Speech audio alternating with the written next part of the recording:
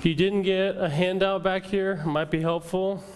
If you're visiting with us, we're going to be going through, just for like the past, 8 months, we've been going through the book of Samuel, 1 Samuel and 2 Samuel. So tonight we're going to condense that 8 months into one 45-minute session. So we will see how this goes.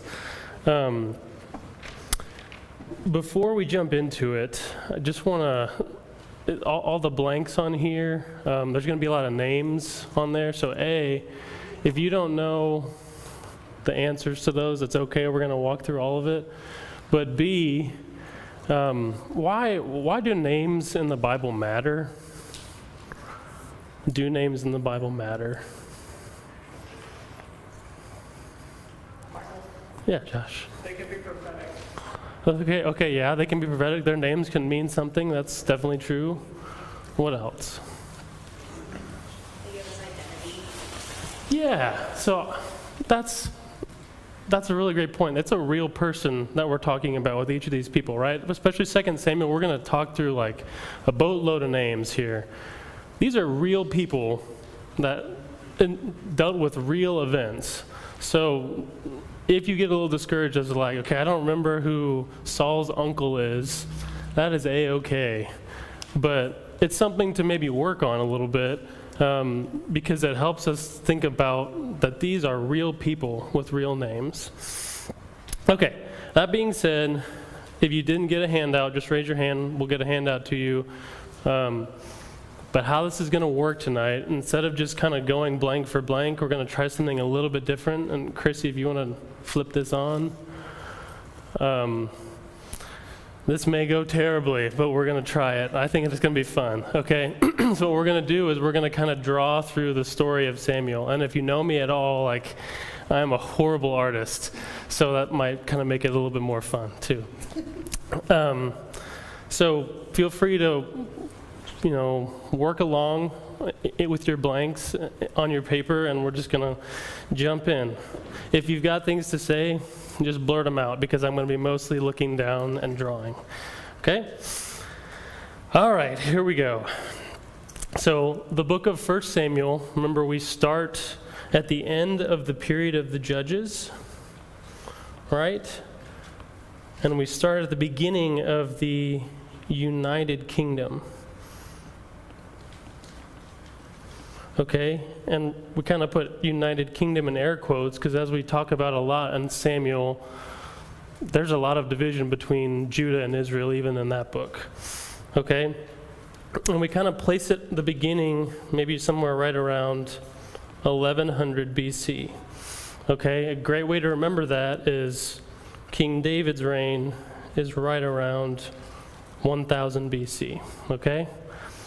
So that's kind of gives us a little context about where we are in the biblical timeline.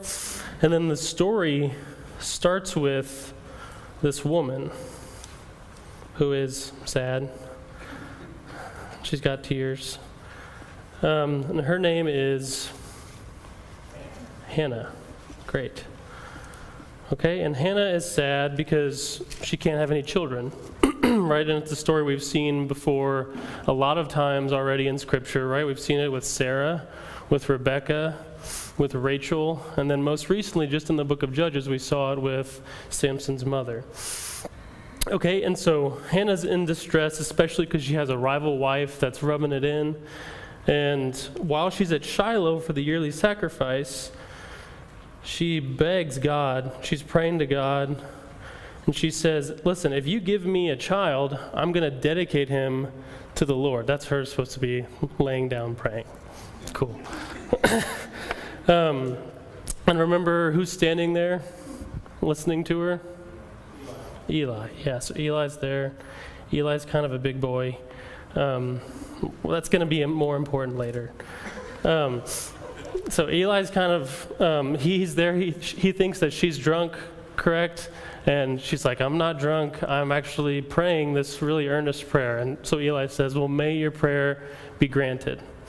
Okay? So then what happens to Hannah after that? By God's amazing grace, she becomes pregnant. She's not sad anymore. Whoops. We're almost there. She's a little deformed looking maybe, but she's happy now. She's pregnant, and then she has this baby, right? Beautiful little boy, and his name is, just shout it out, people. Samuel, right? And Samuel sounds like the Hebrew word for ask, okay? Because Hannah asked God for a child, and God delivered on that. Okay? And once Samuel is weaned, she takes Samuel to Eli at Shiloh, and she fulfills her end of the vow. She says, because you gave me this child, I'm going to dedicate him to the Lord, and he's going to serve with Eli now. Okay? And then we get this beautiful prayer from Hannah. All right? This beautiful prayer in the midst of her joy, where she kind of talks about the themes of the whole book. She doesn't know she's doing that, right? Like, I'm about to tell you the themes of the book of Samuel, but she just kind of prophetically talks about all the things that are going to happen throughout this book. Okay, she talks about God humbling the proud and exalting the humble. Who do we see that most with in the book? That contrast. Yeah, David and Saul, right? She talks about God controlling the pillars of the earth. We're going to see so many times in the book where God acts when nobody else acts. Everybody else is acting evilly. We're going to see that really quickly right after this, but God steps in and he does what's right. We see that she talks about earthly might does not prevail. What's a big story in the book of Samuel that talks about that? Around chapter 17. David and Goliath, yeah. That's a big one, right? Where David's a smaller one, Goliath's this big hulking guy, and God's on his side. Earthly might does not prevail. And then lastly, the anointed king is coming, right? This idea that even though, what's the phrase at the end of Judges that happens all the time? You guys remember? No king in Israel, everyone did what was right in their own eyes. And so Hannah says, well, there is a king coming, and he's going to kind of set things right again. Now, talking maybe a little about David, but really she's talking about Jesus. So we're going to see throughout the book of Samuel these sprinkles of, hey, that sounds a lot like Jesus to me, and we're going to try to touch on those tonight too. Okay, so that's Hannah, and we're going to see those themes throughout the rest of the story, but as Samuel's birth and Hannah's prayer kind of give us this jolt of hope at the beginning of the book, we're quickly reminded that this is still a nation full of wickedness in the Judges era. We're introduced to Eli and Eli's two sons, who are also big boys. So this is Eli, and remember their sons' names? Hophni and Phinehas. Okay, and remember, those boys are very corrupt priests. They're the spiritual leadership of the nation, and what are they doing? They're sending a servant in to say, like, hey, you better give me this part of the sacrifice, or else we're going to take it by force. So they're fattening themselves on the sacrifices of the Lord. That kind of is why they're big boys, right? Is they're stealing what's not theirs from everyone that's coming to worship. And they're committing sexual immorality with the maids at the entrance of the tent. Okay, so horrible guys, back to kind of reality with the book of Judges that, oh, this is how the nation has progressed. Okay, and so God sends a message to Samuel about Eli's house, right? And God says, listen, Eli, because you haven't taken care of this, you honored your sons above me, I'm going to wipe all you guys out. Your household is going to be completely destroyed. And so kind of that lesson there already, that God humbles the proud. So then the next story talks about Israel and Philistia, the Philistines, in this battle together, right? And the Israelites are losing, so they decide, oh, we need our good luck charm. We need someone to rally the troops, so let's bring in the Ark of the Covenant. Right? And who carries the ark into battle? Yeah. H&P. Hophni and Phinehas bring the ark into battle. God doesn't appreciate being used as an idol, right? So Israel loses the battle. The ark is taken. And what happens on that day as well?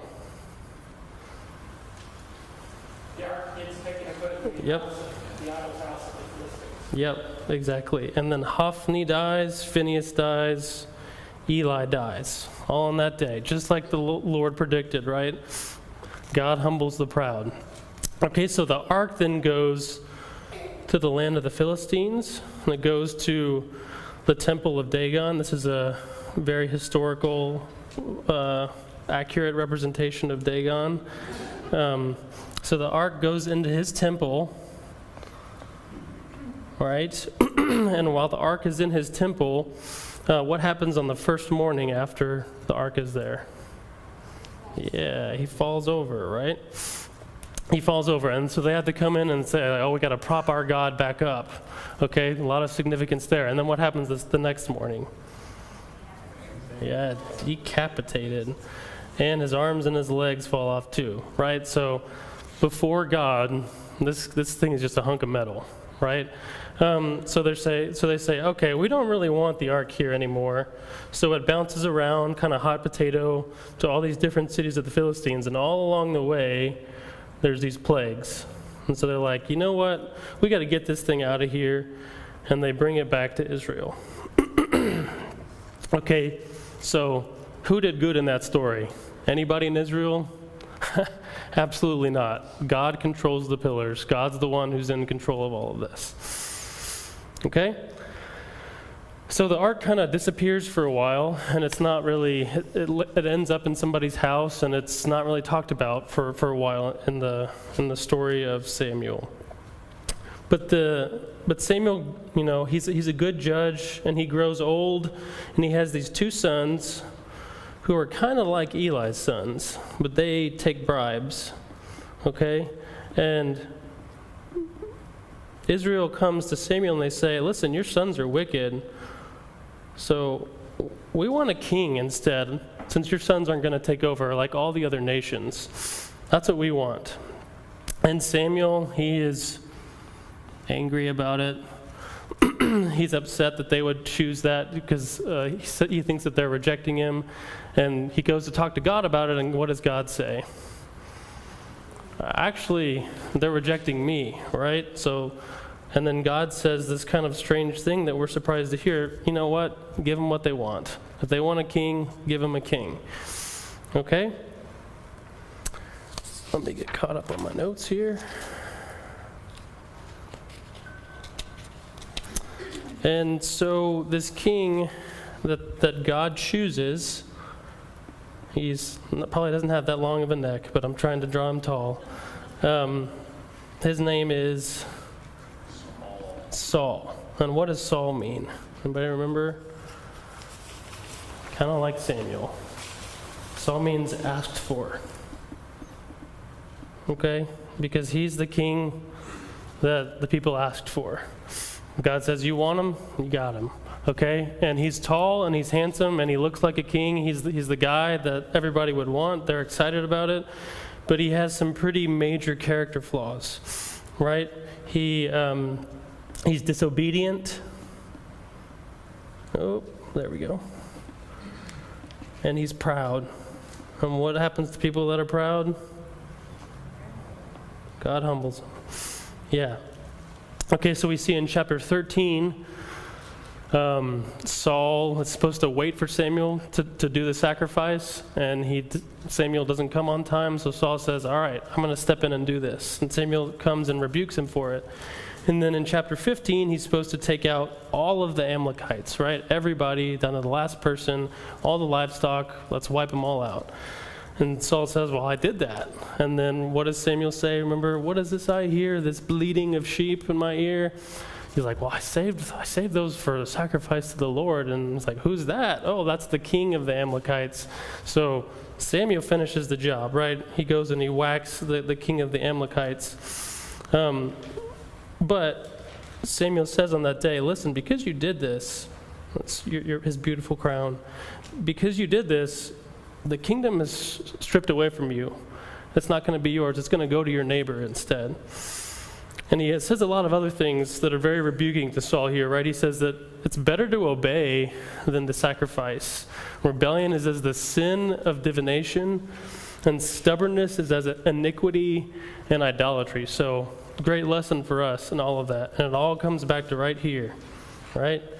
God humbles the proud. You want to look at a case study of somebody who lets pride ruin their life? Saul's your guy. So then the question is, right, well, who's the next king? So God says, let's go to Bethlehem. Samuel, I want you to go to Bethlehem, to the house of Jesse, and I want you to stand by and watch all his sons, and we're going to anoint one of them. Okay, so 7 sons are there. All right. And Samuel's right here. Got the little jar of anointing. And he sees the first son. This is Eliab, right? The firstborn son. He's taller than everybody, and he's like, that guy looks like a king. I bet that's going to be the guy. Just like Saul, he looks like a king. And what does God say? God says, no, don't look on his appearance. Man looks on his appearance, but the Lord looks on the heart. But I've rejected that guy. He's not going to be the king. So Samuel goes down the list. Nope, nope, nope, nope, nope. And then Samuel's confused, like, wait a second, is there anybody else? And Jesse's like, well, I have a son out in the field, but he's tending the sheep, the poorly drawn sheep. And Samuel says, well, you gotta bring him here right now. Okay, we're not gonna sit down until you bring this guy. So he brings David in, young David, and David he doesn't become king yet, but he's anointed as the king, right? So there's your next king. So lesson there, right? Theme that we're going to keep seeing. The shepherd boy is the one anointed as the king. The 8th born son is the one anointed as the king. God exalts the humble. Okay? So David does a bunch of amazing things, right? He fights Goliath with the sling, hits him with the rock. And then he becomes this great commander for Saul's army. And Saul is really excited about it at first. But then he hears this tune, right? This anthem that's going across the nation. That's Saul has killed his thousands, and David has killed his tens of thousands. And what does that make Saul? Jealous. Yeah, green with envy. Let me get caught up here. I get to drawing and I lose where I am. So this ignites a spark of jealousy in Saul that's present for the rest of his life, right? He's always going to be chasing David, hating David. And Saul starts to plot different ways of destroying David. So he says, you know what? I'll offer you my daughter. And what's her name? Michael. I'll offer you my daughter if you kill 100 Philistines. And David says, I'll do you one better. How about 200? And so he gives Saul 200 Philistines. He marries Michael. Yay, love. And so one of Saul's family is now one of David's closest allies. Right? And who's his other child that is also an ally of David too? Yeah, Jonathan. Okay, and there's also a love with Jonathan. Not the same kind of love, but a brotherly love between David and Jonathan. So 2 of Saul's children are his closest allies, which is kind of an ironic thing.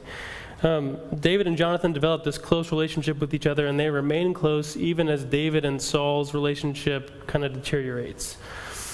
And now David is constantly on the run from Saul. He goes to, let's see, which one of these guys is David? The one holding the greatly drawn sling. He goes to Nob. Remember, he goes to Abimelech. He receives the showbread and Goliath's sword, and he gets that. And what does Saul do after that? Yeah. Saul comes to Nob, and he gets Doeg the Edomite to wipe that whole city out. He slaughters all the priests. So Saul is becoming even more unhinged in his deep-rooted jealousy of David. And so David flees from there, and he goes to Gath. And remember what he does in Gath? He acts a little crazy. He pretends he does some drooling, he does some weird things to try to get out of the situation because he's scared. Okay? And in the midst of all of his hiding from Saul, he encounters a couple. And what couple is that? Man's good, wife's bad. Nabal and Abigail. Yeah. And after foolish Nabal dies, well, I should give her some hair. After foolish Nabal dies, David also gets married to Abigail. Okay? So Saul's downward spiral continues to the point that he's so desperate for answers, and God is not answering him.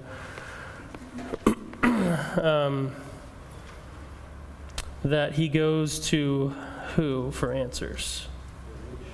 Yeah, the witch of Endor, the medium. And he sees a ghost, right? This is not actually how he looked, but this is my best representation of a ghost. Okay, and who is the ghost? No, you're welcome. Yeah, Samuel. Samuel is the ghost, right? And Samuel, what does he say? He doesn't really give him a lot of helpful advice. He's saying, you will join me today or tomorrow, right? And so Saul and his son Jonathan go into battle,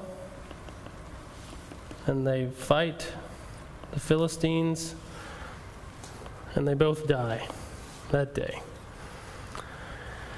And that is how 1 Samuel ends. Okay? Everybody feeling okay about that? Questions? Yes, ma'am. I thought it was funny that the witch was just as surprised that Yes, the ma'am. ghost appeared. Yeah. You like to think that she hadn't had anything like that happen before. Yeah. All right, we're good? Okay. So that's how the book ends, is Jonathan and Saul's death. Let me take a quick water break. Yeah, stretch a little bit. All right. At 2 Samuel. So 2 Samuel begins in the aftermath, right? Remember, we've talked about before, it's just one book. So this is where somebody decided to end it, but it's really just a continuation of Samuel, right? So 2 Samuel begins in the aftermath of them dying, and David, how does he feel about it? Yeah, there you go. He's sad about it because Saul and Jonathan die. So it's definitely another lesson of his, another showcase of his humility, right? And that even though Saul's been chasing him for a long time, and it's probably for his betterment that Saul is dead, he still mourns even over Saul. So David is then made king at what city? Hebron. Right. And how long does he reign there? Does anybody remember? Yeah, 7.5 years. Okay. And remember, he's just king of the southern part of Judah. And that's where we kind of talked about the whole misnomer maybe of united kingdom. It's kind of united, but right now it's very divided in that only the nation of Judah is following after David. Okay, so David's promise of ruling over all of Israel has not quite been realized yet. With me? Okay, and in the northern, well, let's go ahead and draw David in here. And in the northern kingdom, who reigns there? Ishbosheth. Yeah, and who is he? Yeah, he's Saul's son. And how long does he reign? 2 years. Yeah. Okay, so probably the last 2 years of David's reign there are the 2 years that Ishbosheth reigns. But he's also a king, and David says some really good things about him later. We don't really know that much about him, but we know that eventually he's got to die, right? Because David is going to become king over all of Israel. And then there's also another character on Ishbosheth's team, and who is that? Abner, right? And Abner is Saul's uncle. He's commander of the army, and he's really the power behind the throne, right? He gets angry at Ishbosheth, and so he switches sides. He's on David's side now. And there's this great chance where we can say, okay, let's get rid of all this divided kingdom. Let's just be Israel. But then who steps in and kind of ruins that? Joab.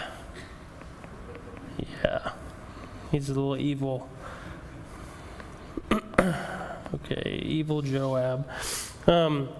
Because of his rage over his brother Asahel being killed by Abner, who really did it in self-defense, Joab comes out and he murders Abner and leaves the nations divided like this. So David's intentions are thwarted by Joab, and they're going to continue to be. He's going to be this anti-David throughout the whole book of 2 Samuel. So 2 brothers come in to Ishbosheth's house, and major gold stars, if you remember their names. Baanah and Rechab. And they come, and what do they do to Ishbosheth? They wipe him out, okay? And then Israel decides, you know what? We do like David. It's time for him to be our king. And the way he acts after Ishbosheth's death, he mourns over it. And then David is finally king over all of Israel. Okay, no more Hebron and however you say that city's name. It's just Israel now. And his first act of business, right, is to take over Jerusalem. Right? Jerusalem is still owned by which nation? Jebusites, right? So David goes to Jerusalem, he kicks them out, and then he decides, you know what, I want to bring the Ark of the Covenant to Jerusalem, not just as the political center, but I want this to be the spiritual center of this nation. Okay? And so they say, all right, yay, let's go, let's bring it to Jerusalem. And they bring it on this beautiful cart with beautiful animals. I'm not very good at animals. I'm great at everything else, but animals. And so what's the story there? What happens as they're riding toward Jerusalem and they're all excited about the ark? Who is this? Uzzah, yeah. And one of his hands comes over here. He touches the ark to try to keep it from falling. And then he's dead. God strikes him dead. And the problem ends up being, right, that the ark is carried on a cart instead of the Levites carrying it with poles as God instructed, and David kind of has to learn a lesson there. But the ark finally makes it to Jerusalem, and David is dancing and rejoicing that this moment is finally here. The ark is finally coming to rest in Jerusalem, in his city, the city of David. And while he's dancing, who's a little upset about that? Yeah. His wife, Michal, is upset about it because she doesn't want to see him acting like he's acting like a common person instead of acting like a king. Okay? And the result of that is she ends up being barren for the rest of her life. So David then decides after this, just remember all these battles and the wonderful things. This is kind of the peak of his time as a king. And so David ends up saying, you know what, God? I want to build you a house. And so he tells Nathan about it, and Nathan says, that's a great idea. You should go build God a house. And then that night, remember, God comes to Nathan and he's like, No, I do not want you to say that. This is what you need to go tell David. So he goes back to David, and God, through Nathan, says, no, actually, I'm going to build you a house. Your hands are too stained by blood for me to build a house, so your son Solomon's going to build the temple instead. But really, I never asked for this. I want to build you a house. Okay, and it's this huge Jesus moment, right, where he says, your kingdom is going to be an everlasting kingdom. If you get nothing else from Samuel, like this is the chapter right here where God is promising David that through your lineage, the everlasting kingdom will happen. Okay, and what's David's response to that? Yeah, he gives this great prayer at the end of chapter 7 that's like, who am I? Who am I that you would do something like that? So what does that emphasize again? Which of our themes? Yeah, God exalts the humble. Absolutely. Okay, so things are going great for David, and he's conquering all of his enemies, and he really reaches a peak in his kingdom, but then the peak totally falls apart, right?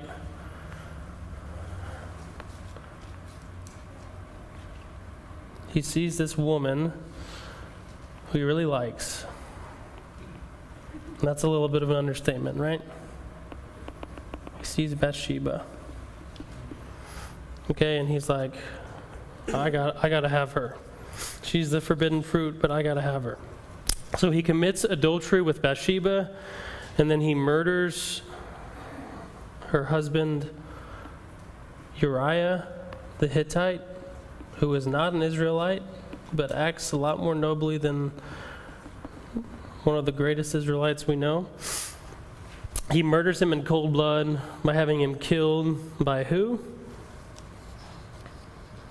Who kills him? Yeah, through Joab, right? Joab pretty much is the guy that signs off on his execution. So he ensures that he dies in the battle with Ammonites at Rabbah. Yes. It's one of the few times that Joab actually complies with David's commands, which is kind of interesting. Most other times Joab's like, no, I think I'm going to do it this way instead. But here he's like, oh, you want me to murder the woman you slept with husband? I got you. Okay, so Joab. We don't like Joab. So God then sends Nathan in, that same Nathan, to confront David. Remember the last thing he says at the end of his story, you were the man. And David is heartbroken about it, right? Even in his worst moments here, God still offers him forgiveness, which was a big lesson we took away there.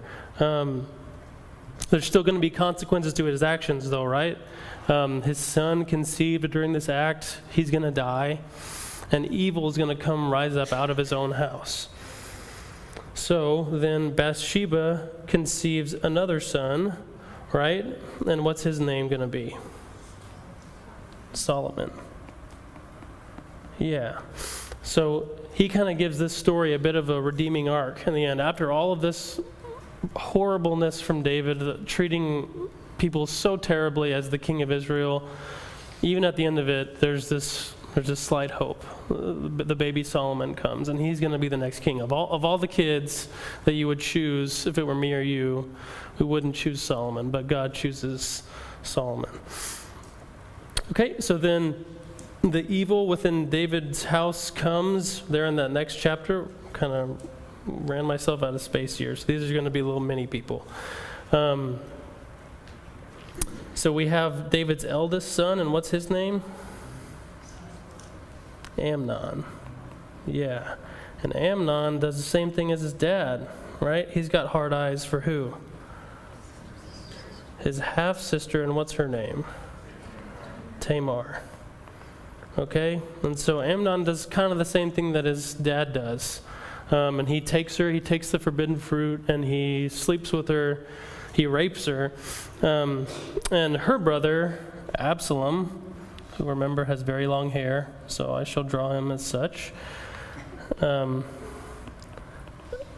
Absalom is not happy about that, right? Obviously. And what does David do about the whole situation? Nothing. Yeah, a lot of inaction by dad throughout all of this. And that's one of the things we talked about is, where is David in all of this? Why is he not acting? He seems to have this soft spot for family. So Absalom takes matters into his own hands, and he kills Amnon. Okay, and then he flees. He runs away for how long? For 3 years. Okay, he was on the run. A lot more happens in between there, but Absalom ends up rebelling against David, and he causes David, all the way back up here, he kicks David out of Jerusalem, right? David is gone. And David has these 2 counselors that stay behind. And what are their names? This is where we start to get a little trickier. Ahithophel. We're going to call him Ahith. And what's the other one? Hushai, yeah. Yeah, and so remember, Hushai is secretly on David's team. Ahithophel has really betrayed David completely, and this is kind of compared to Judas's betrayal of Jesus, that someone this close to David would turn on him like this. He contradicts Ahithophel's advice, and Hushai does, and Ahithophel ends up killing himself over it, right? Then this great battle happens between David and Absalom, and David gives explicit orders. What does he say about Absalom? Deal gently with him. Yeah, for my sake. Who hears it? Everybody hears it. Yeah, everybody hears it, including Joab. But Joab, unlike Uriah the Hittite, Joab ignores these orders, and perhaps rightly so, right? The text is kind of gray about that, but Absalom has done some pretty horrible things here. And he ends up killing Absalom. Okay? And David mourns about it, but Joab kind of snaps him out of it. But then he goes back to Jerusalem where he belongs, back to the city of David. And he encounters a couple people on the way.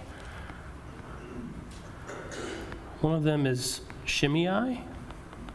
And Shimei is the guy that hurls rocks at David as he's leaving the town, like, you deserve this, I can't believe you did it. This has all come on you because of your own actions. And David just takes it.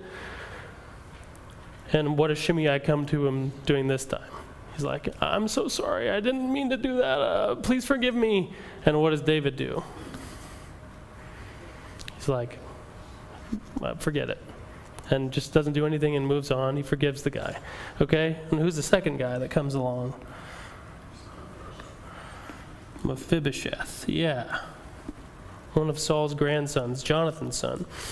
And without getting into super detail about that story, Mephibosheth comes and he's trying to make things right with David as well.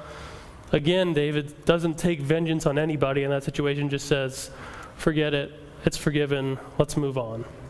Okay, so that amazing Jesus picture there, that instead of David coming in and whacking everybody's head off who was against him, the exiled king comes back to the city, and he's showing mercy, and he's showing forgiveness.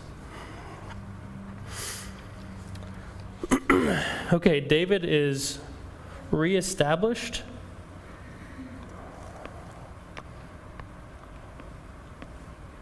as the king over all of Israel. They're kind of like, oh, sorry about that. Can you go back to being our king? But then there's another rebellion that comes up. And who is that rebellion from? Sheba. And Sheba, what tribe is Sheba from? Remember? Loud and proud, people. Benjamin. Yeah, so he's like, it's this tribe that keeps coming back again and again, trying to usurp David's power. So it comes from the tribe of Benjamin. And who does David send out to fight this battle? Amasa. Okay, so remember, Amasa was Absalom's commander, right? And David, to kind of try to bridge the gap here, uses Amasa as his commander. Okay? And who doesn't like that very much? Joab. Joab gets jealous too. Okay, so Joab comes and he wipes out Amasa. So just stop right there and think about all the times in 2 Samuel where Joab has murdered innocent people. Okay? We saw it with Abner. We saw it with Uriah. Absalom, probably not so innocent, but he definitely went against King David's orders. And we see it with Amasa here. So beware the character of Joab. Thinking you're doing the right thing, the best thing for the nation, when you're really going against the king's orders. He doesn't understand his king's heart at all. Okay, so he'll get his reckoning maybe next week in 1 Kings chapter 1. So Joab goes and he deals with this rebellion. Remember, they lop the guy's head off and throw it over the wall. So then the book ends with this prologue of 4 stories. So first of all, David must allow 7 sons of Saul to be killed by which nation? The Gibeonites, right? Remember the people that dressed and deceived Joshua way back in the day? God's vow with them still continues throughout all of this. So it kind of distinguishes that, like, hey, God still cares about vows and all of this. And who else has shown that he cares about vows his whole life? David, absolutely. He cares like God cares about vows. Okay, and then the second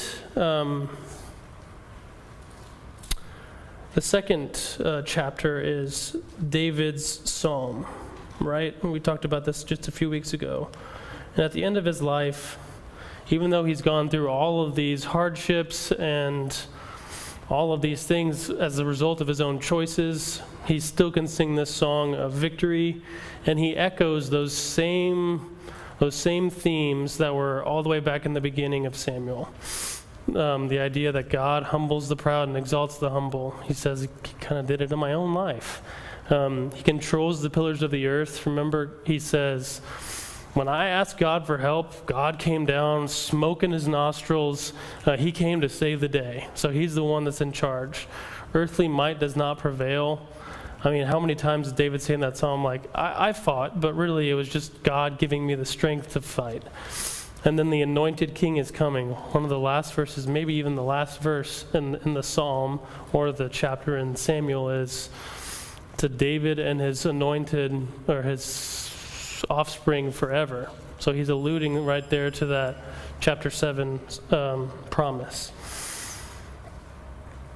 Thirdly, we see David's final words and his courageous acts are recorded. We see this beautiful picture of David kind of becoming less and less useful in battle, but there are new men to step up and fight the giants. Before, when David was the only man, but now there are new guys that come and they can kill the giants. So David's kind of leading this generation of giant killers. And then lastly, David sins. Kind of a weird way to end the book, but really not weird when we think about it a little bit more. David sins in taking a census of the people. God punishes him and the whole nation by killing 70,000 people, and the angel stays his hand when David offers himself as a sacrifice. He says, "What are these sheep? This is on me." And the place where the angel stays his hand, remember, it's this threshing floor, and David builds an altar there. And where else have we seen this mount before?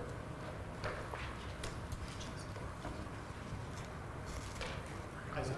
Yeah, Abraham and Isaac.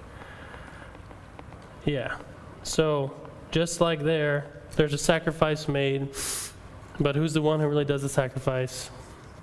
God.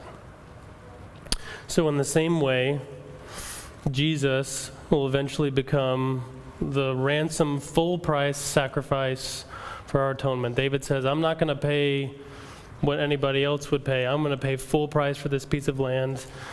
Jesus Christ came and he paid full price for us.